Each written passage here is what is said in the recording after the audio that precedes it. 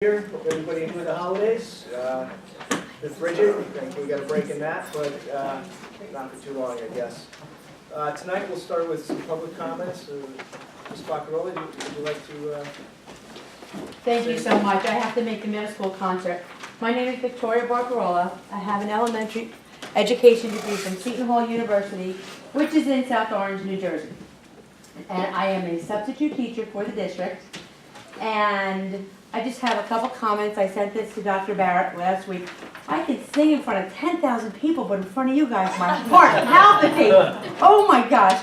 I'll just read it real quick. It says current salaries, and please correct me if I'm wrong. It says Western Wayne substitute teachers get $95 a day. I am a guest teacher. Western Wayne guest teachers with an education degree from a different state only get $85 a day, which is me. Western Wayne guest teachers with any other degree, business, horticulture, basket weaving, also get $85 a day. Western Wayne teachers covering a class during their prep time, because they do not have a substitute, I believe get $30 a period, or for their prep time, for $30 for the 40 minutes or 50 minutes or whatever it may be. So if that ends up costing about $200 a day, it costs the school approximately $200 a day, because yesterday my daughter's teacher was out, so every period she had to have a different teacher cover a class, and at $30 a class, I mean 3 classes covers the substitute. A Western Wayne substitute guest teacher covering a class gets nothing, and I have to say, during the prep time when I'm teaching, I'm scurrying on the computer, either writing to the teacher what happened that day, trying to correct the test for the teacher, or seeing what I have to do the rest of the day. But usually it's Victoria, go cover this, Victoria, please go cover that. Every time I'm substituting, I'm covering during prep time. North Pocono substitutes get $100 a day. Now, someone told me that Kelly Service pays a substitute teacher $100 a day, and I was told they don't even have to have a degree. They send them to a class, and they will give them $100. This is what I was told. So, but that scares me. And then I wrote, is there a possibility of revising the following? Raise rate of the guest teachers with education degrees from other states, like as myself. There's only a couple of us in the district. $10 a day, $5 a day. It doesn't seem like much, but if I substitute 100 days, that's $1,000. That's $1,000 difference. Raise substitute guest teachers, I just said that. I'm not quite sure what that second one is, never mind. That's if they didn't have a degree, raise them also. But give all substitutes pay for covering class during prep period. And then I love our school system, I do, and our children. I know all the kids know me, and I love them all. I love my children, I love all the children. I love to substitute just for our district. Do we have a problem getting substitutes? It's been better now with our new system. There still is a need, and that's Who does help the need? in all districts.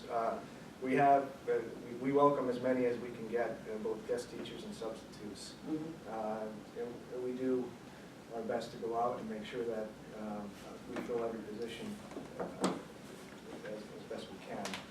We do appreciate everything you do for us. You are here all the time, all day, all night sometimes. I mean, you do a tremendous job, and we're grateful for that. Thank you, and thank you for that new system. I love it, Beth Lombardi loves it. Larry, are you saying raise the guest teacher? I'm not saying. I don't know about anybody else, but we love it. It's so much better than 520. Better than the 520. What are the other W's giving? We did a comparison when we did the last increase Yes, to remain competitive with we the are on par with the adjoining Blaine Island districts. Yeah. That would be something we would have to discuss. That's fine, that's fine. Like I said, I'm a guest teacher, Yes. so I'm at 85 with the rest are at 95. Just that and the extra prep time, just asking. Can't hurt to ask. Thank you very much. Would you ever consider getting your certificate for Pennsylvania? I know yours is Jersey and it's not reciprocal. I mean, all you have to do is take the test and then you would be. I could think about that. Because that would increase the pay. I know that would bring it up. Someone also said to me, oh, wouldn't you want to teach up there? I'm like, let's see. It's a bunch of 23-year-olds waiting for a job. Some have been here 9 years waiting for a job. So, I mean, it would be nice, but it was not something I even put out there. But, I mean, I could try that or think about it. But this is just, I need it. Yeah, it's definitely something to discuss, so we will do that. But Thank you. thanks for Thank taking the you time very to much. come We out. appreciate it. Thank you. Again, thank you for Thank you. being Yeah, part of the team. I love this school. Thank you so much. Love you all. Gotta go to concert now. Goodbye. Thanks, Vic. You're welcome. Okay, next on our list, we have, Brian Kelly. Amanda, Dr. Johnson, I'm sorry. Oh, I'm sorry. That's okay. I just wanted to remind everybody that I am back here in the corner, so everything that is said at the meetings is taped, and then the videotapes are placed on YouTube. And I was going to remind, because I know we have some new school board members coming on board, and I don't want anybody to be surprised. Sometimes you forget about me over here, so. Thank you very much. Guys, We're gonna move over here. here, I'll move out of the way here. Sit here, I'll go over there. You guys do that. I can go over there. No, we'll stay. Everybody has a copy of the financial statement? Yeah, I just put that in front of everybody.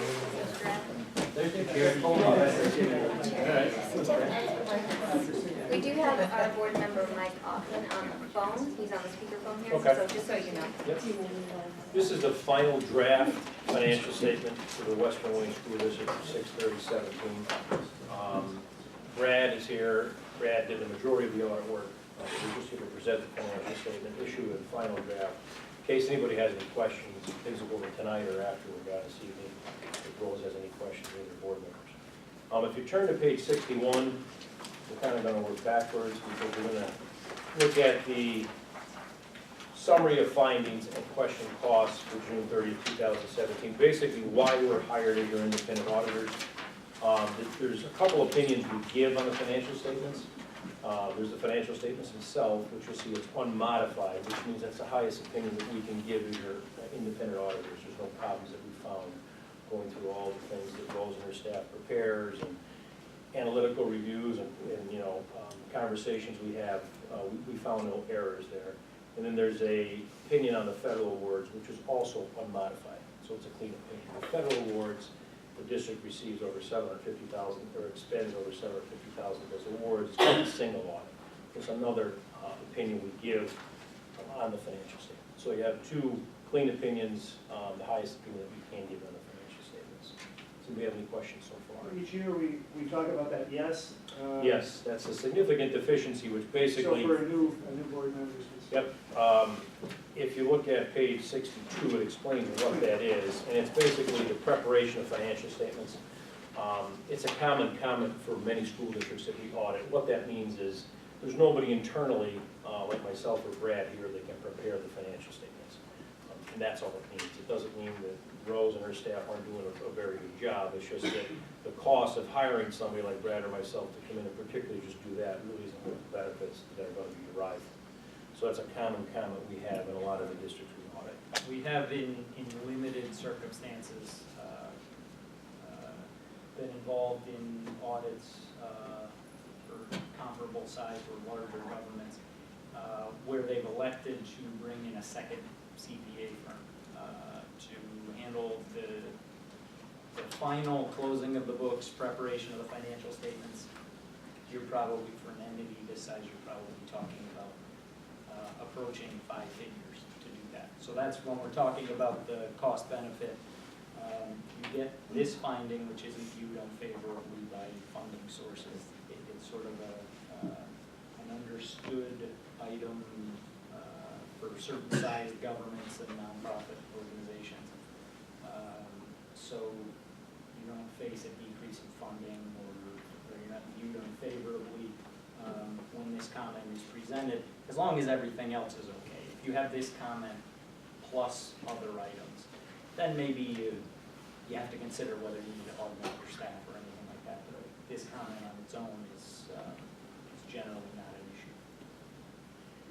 pages 6 through 15, prepared by Rose, that basically highlights any increases or decreases in revenues or expenditures as you look at the financial statements.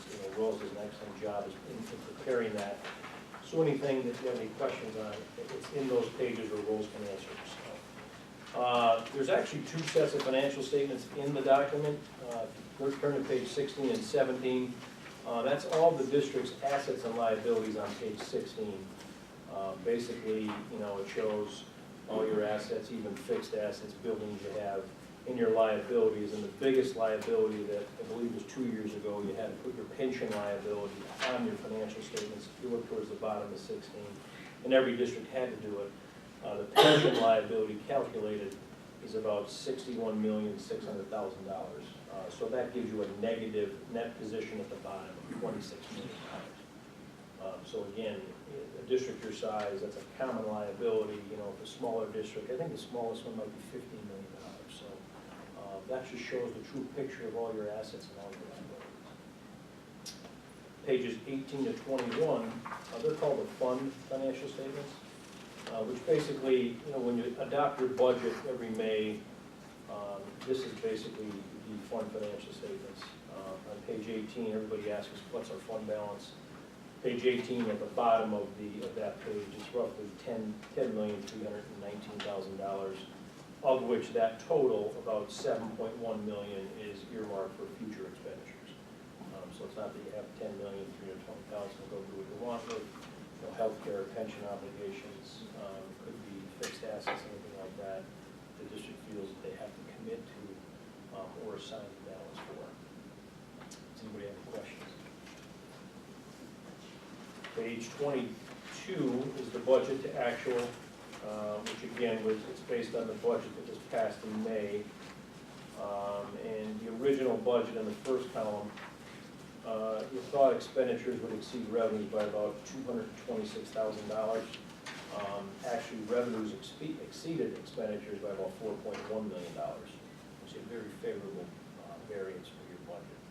And again, you can see as the revenues and the expenses, Rose does explain in those pages 6 through 15 why local source revenue was $2 million better than expected. And a lot of that has to do with the PlanCon reimbursement from the state, and I believe the healthcare reimbursement. One-time healthcare reimbursement that we received. Right, so for the building projects that you did, that you were supposed to get reimbursed, I think 15, 16, the state finally released it to all the districts, and that's why you really can't budget for that. There's no way to budget for it if we're going to give it to you. So that's why there's a big positive variance there. It wasn't, when we did the 15-16 financial statements, when we were finishing out, it still wasn't a done deal that we were getting that money, so it wasn't feasible to accrue it back to 15-16. So we waited, I think it was the end of December of that year that we did receive the funds, but, so it just went into the 16-17 year. And then pages 23 to 25 is basically your food service operation. I think they had a net income of $25,000 for the year, a fund balance of about $220 on page 23. Page 27 starts the notes of the financial statements. Basically gives a little bit more detail on the major balances of assets and liabilities and what they are. Besides the pension liability, one of the ones we point out are the bonds payable, which are on page 38 and 39. And the majority of the bonds that are payable are about $24 million. Were incurred in 16, June 30, 16, June 30, 17. The favorable interest rates, I think the lowest is 2, the highest is 5%. And then on 39 is the amortization schedule when the bonds will be paid, which if you kept them until they do mature, they will be paid in 2026. Other than that, I mean, everything else, like we said, we have clean opinions on financial statements of the federal boards. Like we said, there's really no issues. We're not surprised there's no issues, because usually the opinion is very clean, and those are staff do an excellent job. Is there any other questions?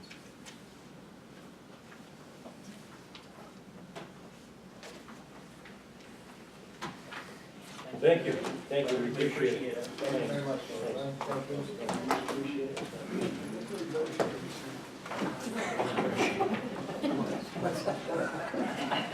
Nice to see you. Good to see you. See you later. We're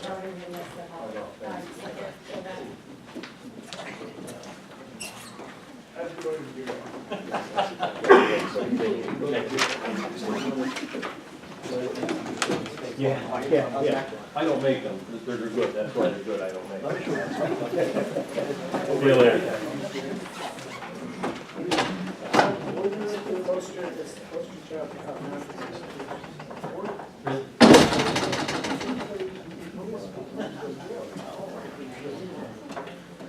Okay, I guess moving on to the agenda. Just a thank you to Rose for doing great work as always. Absolutely, Thank you. as always.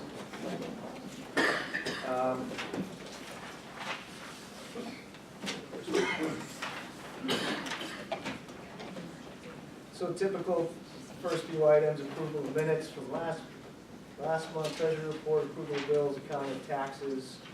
We'll have some student and community recognition at this meeting, as well as school board recognition. We'll have student council members joining us on Tuesday as well. As a reminder, the meeting is Tuesday, not Monday night next week, 7 o'clock. Why do you look at you?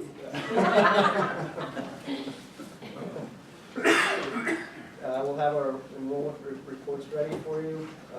Number 12 is the budget resolution. This resolution basically states that we will not raise taxes beyond the index of 2.4. That's our index for 18-19 school year. So that's what that statement is dictated. Is there any questions on that? That, if we were to raise the taxes to that 2.4, that equates to just over $600,000 in income. You know, I'm just starting to work into the 18-19 budget. So over the next couple of months, I'll have a better idea of what our needs are and hopefully start to get some idea from the state what their funding will be for us. But as I work through that, we'll figure out what piece. But what this resolution is doing is just setting that, you know, we're not going to ask for any exceptions that would go above and beyond that. And Matt and I today were talking about, you know, possible exceptions, and really the only thing that we would potentially possibly qualify for would be special ed, if our special ed costs were above and beyond, and they do a two-year comparison. So if we went above a certain percentage in our costs in special ed from, and I think, I'm not sure if it's 14-15 to 15-16, they set two years to look at. There's a potential for an exception. But other than that, like most of the exceptions that they have out, I have phased out. You know, we're beyond, we had a few years where we had a capital investment that we could have applied for. We're gone beyond the years on that. There was a few years that we did apply for and take the exception for increases in retirement rates for the PSERs that we pay into. We did take that for several years, but it was based on a salary range that was, I want to say it went back to like the 10-11 school year, and I think we're actually beyond that too. I think it was the 16-17 year that we went beyond being able to apply for that exception anymore too. So we really are, there's not a lot of exceptions that are still out there that are eligible, that we as a district are eligible for. And can we explain the 2.4, who decides that? The state decides that. It's a rate they do, and what they do is throughout the year they're looking at the state average weekly wage and also the consumer price index. So they follow that for a 12-month period, and then based on those percentages, they set this index, this cost index for the districts. Our district gets the 2.4, that's what the state sets for across the board. And then some districts that are poorer than us, that have an aid ratio that is less than, or I should say higher than 40%. So if a district that's very poor has like 70 to 80% poverty, they can get an additional percentage on top of that 2.4, and it's calculated based on your aid ratio. But we are under 40% aid ratio, so we do not qualify for anything additional. So we're straight 2.4%, and that is state issued.